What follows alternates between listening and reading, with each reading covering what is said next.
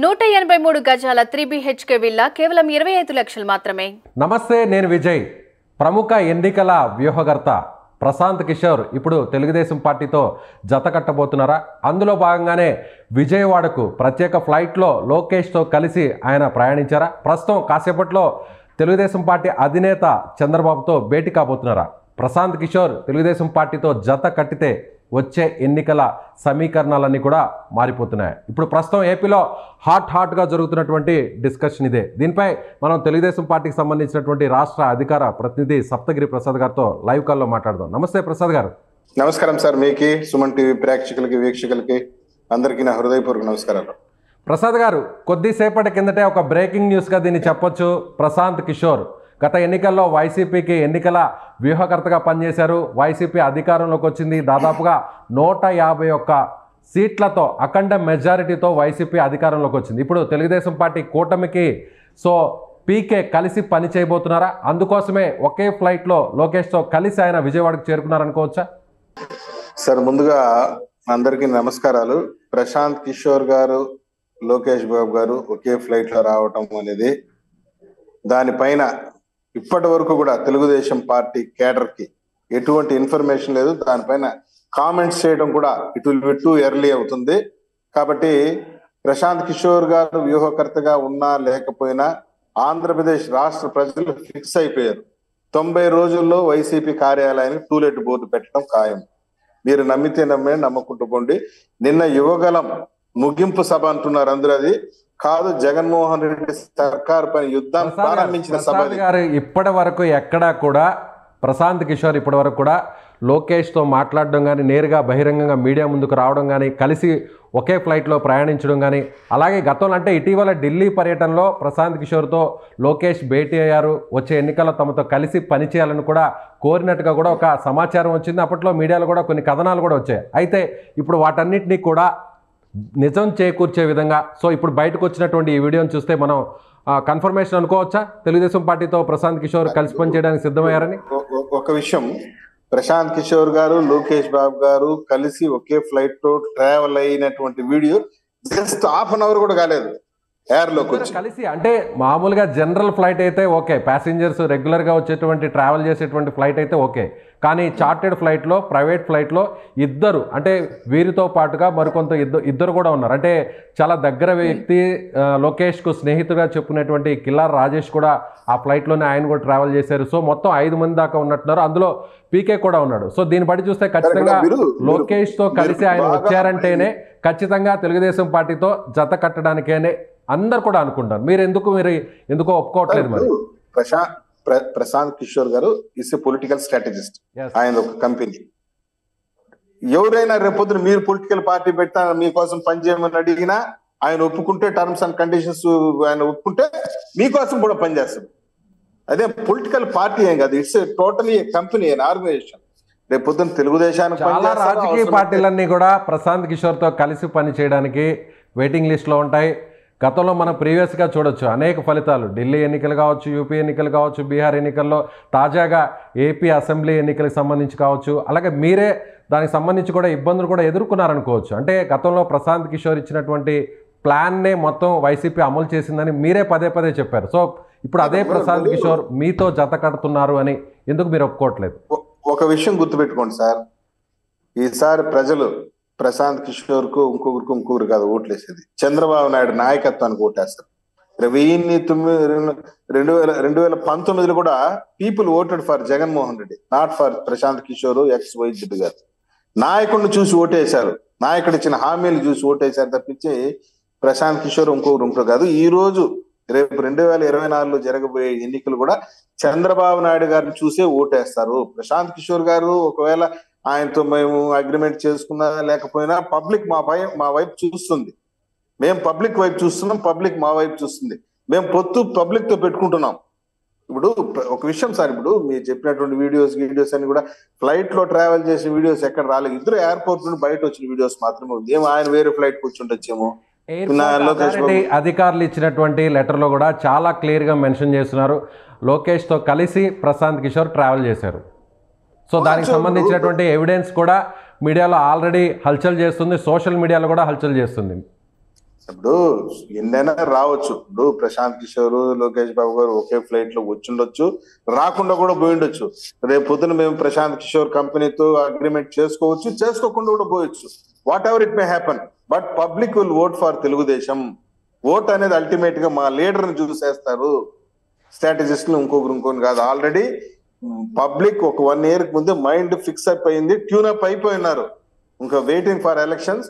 Ballot paper open చేయటం, 8వ గంటకంతా ప్రజలు క్యూ లైన్ లో ఉండటం, వాళ్ళ యొక్క చూపుడు వేలు సైకిల్ గుర్తు పైన ఉండటం, ఒకే ఒక బటన్ నొక్కితే 175 మంది ఎమ్మెల్యేలు అసెంబ్లీలో ఉండటం, మా నాయకుడు నారా చంద్రబాబు నాయుడు రాజ్భవన్ లో ఉండటం, ముఖ్యమంత్రి పీఠం పైన ఉండటం అన్ని జరుగుతుంది. ఇవన్నీ కూడా 90 రోజులు జరుగుతుంది. వైసీపీ కార్యాలయానికి టూలెట్ బోర్డు కూడా రెడీ చేసి పెట్టేస్తున్నారు, కార్యాలయం పక్కన గేస్తారు. ఒక విషయం చెప్తున్నాను సార్, ఎన్ని స్ట్రాటజీస్ ఉన్నా, ఎన్ని వ్యూహ ప్రతివ్యూహాలున్నా, అల్టిమేట్ గా జనం యొక్క మనసుని గెలుచుకున్నవాడు నాయకుడు అవుతాడు. మా నాయకుడు జనం మనసుని గెలుచుకున్నాడు. 4.5 సంవత్సరాల జగన్మోహన్ రెడ్డి పరిపాలన, 14 సంవత్సరాల చంద్రబాబు నాయుడు గారి పరిపాలన ప్రజలు బేరీజు వేసుకున్నారు, ఎస్టిమేట్ వేసుకున్నారు. అలాగే ప్రసాద్ గారు, సప్తగిరి ప్రసాద్ గారు, ఒకవేళ ప్రశాంత్ కిషోర్ మీతో కలిసి పనిచేయడానికి ఆయన సంసిద్ధంగా ఉంటే, అంటే అది మీకు కలిసి వచ్చే అంశంగానే భావిస్తున్నారా వచ్చే ఎన్నికల్లో?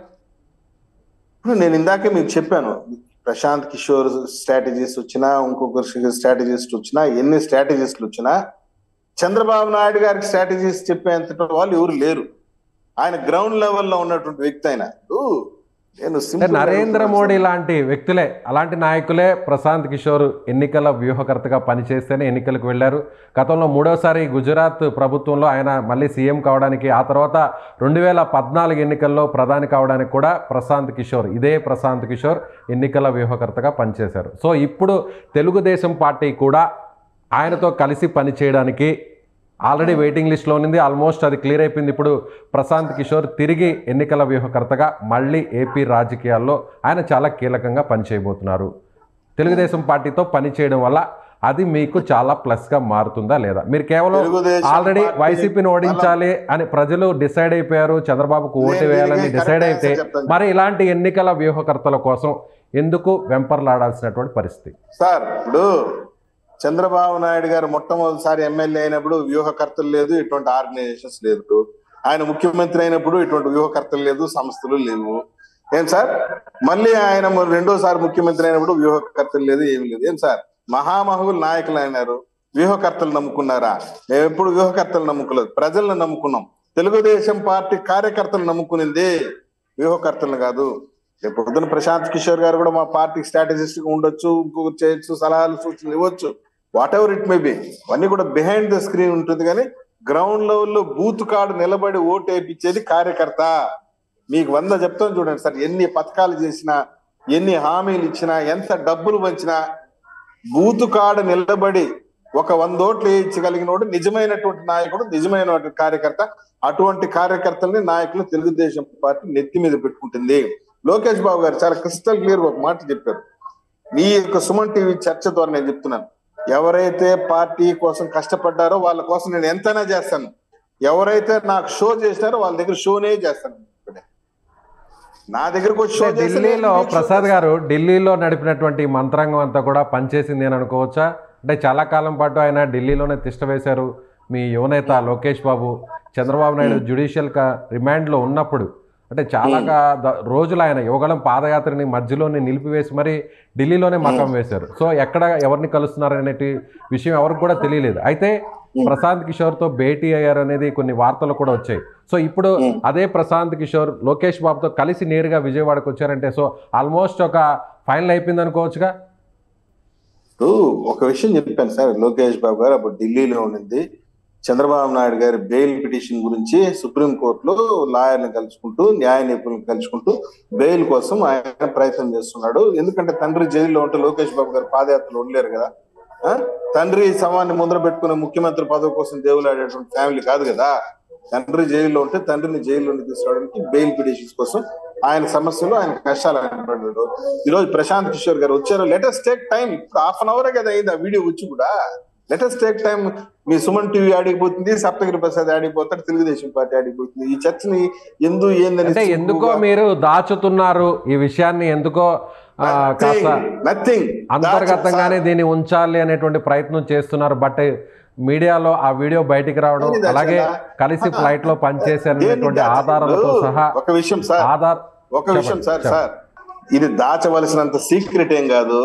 రేపు పొద్దున ప్రశాంత్ కిషోర్ పెట్టుకుంటే తప్పకుండా మార్కెట్ లోకి వస్తుంది ఆ న్యూస్. అది చర్చ జరిగింది. నేను సింపుల్ గా స్టార్టింగ్ నుండి చెప్పాను, Prashant Kishor's company IPAC is a private limited company, it's strategies company, political strategies. IPAC పనిచేయడం లేదు, ఐపాక్ నుంచి కూడా ఆయన బయటకు వచ్చేసారు, వేరొకరు అక్కడ బాధ్యతలు నిర్వహిస్తారు. కంపెనీ కూడా పెట్టుండొచ్చు. ప్రస్తుతం ఐపాక్ వైసీపీకి పనిచేస్తుంది. ఐపాక్ ఇచ్చినటువంటి సూచనల్ని సలహాలనే ఇప్పుడు వైసీపీ అధినేత కూడా అనుసరిస్తున్నారని కూడా మీరే పదే పదే విమర్శిస్తున్నారు. సో ఇప్పుడు ఒకప్పుడు ఐపాక్ని నిర్వహించినటువంటి అదే ప్రశాంత్ కిషోర్ ఇప్పుడు మీతో కలిసి పనిచేయడానికి కలిసి వచ్చారు, ముందుకు వచ్చారంటే దాన్ని ఎందుకో ఒప్పుకోవడానికి ఇబ్బంది పడుతున్నారు. అలాగే మీరు కేవలం మమ్మల్ని చూసే ప్రజలు ఓట్లేస్తారు, ఎలాంటి వ్యూహాలు ఎలాంటి స్ట్రాటజీస్ పని చేయవని కూడా పదే పదే వాదిస్తున్నారు. నేను ఒకటే చెప్తున్నాను సార్, 75 సంవత్సరాల రాజకీయ జీవితంలో సర్పంచ్ దగ్గర నుండి ప్రధానమంత్రి వరకు జనం హృదయాన్ని గెలుచుకున్న వాడే నాయకుడు, స్ట్రాటజిస్టులు కాదు. మనం గెలవాల్సింది జనాన్ని, స్ట్రాటజిస్టులు కాదు. డబ్బిస్తే 10 మంది స్ట్రాటజిస్టులు ఉన్నారు, వస్తారు, కానీ డబ్బిస్తే జనం ఓటు వేయరు. జనం మనసు గెలవాల, ఇది చాలా ముఖ్యమైనటువంటి విషయం. దీన్ని గెలుచుకోవాలి. నేను చెప్పాను కదా, 3 C's: కరేజ్, క్యాలిబర్, కెపాసిటీ. ఈ 3 ఉండాలి నాయకుడికి. ఇవి ఏమీ లేకుండా ప్రశాంత్ కిషోర్ వస్తారు, ఇంకొకరు కిషోర్ వస్తారంటే కూడా అది కాదు. ఇప్పుడు బెలూన్ పైకి ఎగరాలంటే ముందు దాంట్లో గాలి ఉండాలా. గాలి లేకుండా బెలూన్ పైకి ఎగరేయాలంటే ఎట్లా వేస్తారు ఎవరైనా కానీ. కాబట్టి అంటే గెలిచేవారితో ఆయన ముందుకు కలిసి వస్తారా? గెలిచేవారితో ఆయన కలిసి పనిచేయడానికి సిద్ధంగా ఉంటారా మీరు చెప్పేదాని ప్రకారం? అట్లా కాదు, already Telugu Desam party it's winnowing horse అయిపోయింది. మా విజయం ఇంకో ఖరారు కావాల్సి ఉంది. 90 రోజులు నోటిఫికేషన్ ఉంది. ప్రశాంత్ కిషోర్ గారితో ఒకవేళ అగ్రిమెంట్ చేసుకుంటే అది ఎంతవరకు ఉపయోగపడుతుంది భవిష్యత్తు నిర్ణయిస్తుంది. మేము ఆల్రెడీ చెప్పాం కదా, మాకు ఎలాంటి ఉపయోగం లేకుండానే ఎలాంటి మీరు అటువంటి కన్క్లూజన్స్ రాబాకండి. ఎలాంటి ఉపయోగాలు లేవు అని చెప్పి కాదు. తెలుగుదేశం పార్టీ నమ్ముకునేది కేడర్ ని, ప్రజల్ని. మా కేడర్ గెలిపిస్తుందండి మమ్మల్ని. సంబంధించి విజయ అవకాశాలు అనేవి కూడా కేడర్తో పాటుగా లీడర్స్, అలాగే మీ పట్ల ప్రజల్లో ఉండేటువంటి నమ్మకం, అలాగే ప్రభుత్వం పట్ల ఉన్నటువంటి వ్యతిరేకత, ఇవన్నీ కూడా కలిసి పనిచేస్తాయి. కానీ ఎన్నికల వ్యూహం అనేది చాలా ముఖ్యం. ప్రస్తుతం ఉన్నటువంటి రాజకీయాల్లో ఖచ్చితంగా ఎవరైతే ఎలక్షన్ స్ట్రాటజీస్ ని పర్ఫెక్ట్ గా అమలు చేస్తారో వాళ్లే ఖచ్చితంగా గెలుస్తారనేది మనం ప్రీవియస్ ఎలక్షన్స్ దానికి సంబంధించినటువంటి రిజల్ట్స్ అంతా కూడా చూసాం కాదంటారా? తెలుగుదేశం పార్టీ 83లో గెలిచింది, 85లో గెలిచింది, 94లో గెలిచింది, 2019లో ఓడిపోయింది, 2014లో గెలిచింది, 2019లో 23 సీట్లతో మాత్రమే పరిమితమైంది కాదంటారా? ఉంది, అది చరిత్ర, దాన్ని కాదనిలేనే. 23కే పరిమితమైంది అనేది it's history. I cannot lie on the across the table. చర్చలో ప్రశాంత్ కిషోర్ కదా మరి వైసీపీకి పనిచేసింది 2019లో. సార్ నేను మీరు డిస్కషన్ కి వచ్చింది కాబట్టి చెప్తాను. ఇదే ప్రశాంత్ కిషోర్ కూడా పార్టీ పెట్టినారు, మరి ఆయన ఎందుకు అటు గెలవలేదు? పెట్టింది బీహార్ లో పార్టీ పెట్టింది కదా, మరి ఆయన ముఖ్యమంత్రి అయి ఉండాలి కదా. మేము నమ్ముకునేది మా కేడర్ ని. మళ్ళీ చెప్తున్నాను, 70 లక్షల మంది తెలుగుదేశం పార్టీ సైన్యాన్ని నమ్ముకున్నాం. 5 కోట్ల మంది ఆంధ్రప్రదేశ్ రాష్ట్ర ప్రజలను నమ్ముకునేది పార్టీ. స్ట్రాటజిస్టుల యొక్క సలహాలు, సూచనలు, మంచినీళ్ళకి వేడి నీళ్ళు మారి ఉంటుంది, పెడుతుంది, కాదని చెప్పలేదు. అంతకని శుభ పరిణామం అనుకోవచ్చు, అంతేనా మీరు చెప్పేది? తప్పకుండా శుభ పరిణామం అనుకోవచ్చు. తెలుగుదేశం పార్టీ అధికారంలోకి వస్తుంది. మేము నమ్ముకున్నది 70 లక్షల మంది కేడర్ ని, 5 కోట్ల మంది ఆంధ్ర రాష్ట్ర ప్రజల్ని, దేవుణ్ణి నమ్ముకున్నాం. తప్పకుండా మా వైపు న్యాయం ఉంది, ధర్మం ఉంది, మేము గెలుస్తున్నాము. వైసీపీ కార్యాలయం టూలెట్ బోర్డు పెట్టబోతున్నాము. రైట్ అండి, thank you so much Prasad గారు. ఇది తెలుగుదేశం పార్టీకి సంబంధించినటువంటి రాష్ట్ర అధికార ప్రతినిధి సప్తగిరి ప్రసాద్ గారు చెప్తున్నారు. ఖచ్చితంగా ఇప్పటికైతే మాత్రం తమకు ఎలాంటి సమాచారం లేదు. ఎన్నికల వ్యూహకర్తగా పేరొందినటువంటి ప్రముఖ ఎన్నికల వ్యూహకర్తగా ఉన్నటువంటి ప్రశాంత్ కిషోర్ ప్రస్తుతానికి తమ పార్టీతో కలిసి పనిచేస్తారా లేదా అనేటువంటి విషయం ఇంకా కూడా తమకు సమాచారం రాలేదు. పార్టీకి సంబంధించినటువంటి అధిష్టానం నుంచి ఎలాంటి క్లారిటీ లేదు. అయితే ప్రస్తుతానికైతే మాత్రం కేవలం లోకేష్తో కలిసి ప్రయాణించినంత మాత్రాన ఆయన తమతో కలిసి పనిచేస్తారని భావించాల్సినటువంటి అవసరం లేదు. ఒకవేళ తమతో కలిసి పనిచేయడానికి ముందుకొస్తే ఖచ్చితంగా స్వాగతిస్తాం. ఇదే తమ విజయానికి ఉన్నటువంటి ఖచ్చితమైనటువంటి సానుకూలత అంటూ కూడా ప్రసాద్ గారు చెప్తున్నారు. సో ఎన్నికల వ్యూహకర్తలు ఎంతమంది వచ్చినా ఎలాంటి స్ట్రాటజీస్ చేసినా కూడా ప్రజలు ఆల్రెడీ తెలుగుదేశం పార్టీని గెలిపించాలని నిర్ణయించుకున్నారు. కాబట్టి ఇప్పుడు ఎన్నికల వ్యూహకర్త ప్రశాంత్ కిషోర్ కూడా తమతో కలిసి పనిచేయడానికి ముందుకొచ్చారేమో అంటూ ప్రసాద్ గారు చెప్తున్నారు. Thank you so much.